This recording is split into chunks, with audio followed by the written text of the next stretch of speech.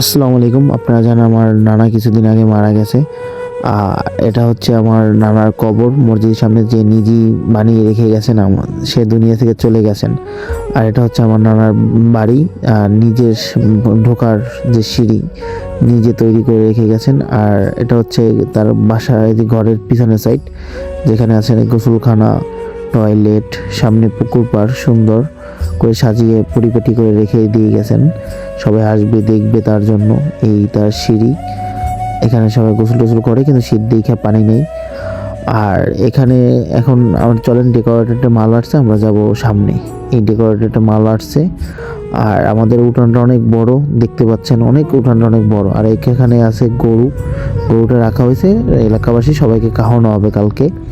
মাংস বানানো হচ্ছে, সবার জন্য রেডি হইতেছে, সবাই খাবে, তার জন্য আসবে, রান্নাবাটি হবে। আর রাতে আমাদের জন্য খিচুড়ি রান্না করেছিল, যেন আমরা রাতে খিচুড়ি খেতে পারি সবাই মিলে। আর সবাই মিলে খিচুড়ি খাইতেছে, আগুন পোহাইতেছে, যে যার মতো কাজ করতেছে, আমরাও কাজ করতেছিলাম। আর সকালবেলা হলেই আমরা হবে, একটু পরে একটু সকাল হচ্ছে, ভাই বোন সবাই বের হয়েছি নানুর কবরটা দেখার জন্য। কিন্তু এখানে সব থেকে বড় মিস করতেছি নানুর প্রিয় নাতি শিয়াব। সে খুব প্রিয় নাতি ছিল শিয়াবকে খুব ভালোবাসতো আমার নানু, এবং শিয়াবও আমার নানুকে খুব ভালোবাসতো। আমার নানা আমাদের ছেড়ে চলে যাওয়ার আগে বলে দিয়ে গেছিলেন, আমি যদি মারা যাই তাহলে এলাকাবাসী সবাইকে দাওয়াত করে দুপুরবেলা ডাল ভাত এবং মাংস দিয়ে খাওয়াই দিবা, গরুর মাংস দিয়ে। তার জন্য এত বড় আয়োজন করেছি আমরা।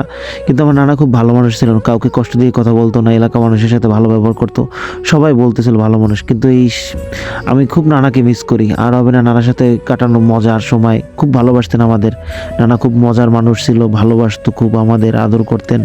নানা বাড়ি সেই আর ভালোবাসাটা পাবো না কখনো। নানাকে খুব ভালোবাসি আর নানাকে খুব মিস করতেছি। আর এখানে মিস করতেছি আমি নিজে পার্সোনালভাবে শিয়াবকে, কারণ শিয়াব সাথে আমার ওঠা বসা। শিয়াব নাই আজকে, ও পুলিশে চাকরি করে, তার জন্য ছুটি পায়নি, এদিকে আসতে পারে নাই, ও জানাজারে ছিল। আর আমার নানা জন্য সবাই দোয়া করবেন, আল্লাহ তাআলা যেন তাকে ব্যস্ত নসিব দান করেন। আর আমরা যেন সবাই তো মারা যাবো, আর আমরা ওদের যেন আল্লাহ তাআলা গুনাহগুলো মাফ করে দেন, আর আমরা যেন আল্লাহর পথে আসতে পারি, আল্লাহর জন্য কাজ করতে পারি। আর আমার না শেষই বলবো, আল্লাহ হাফেজ বলে একটাই শেষ করব, আমার নানার জন্য সবাই দোয়া করবেন, আল্লাহ তাআলা তাকে যেন ব্যস্ত নসিব দান করেন, আমিন।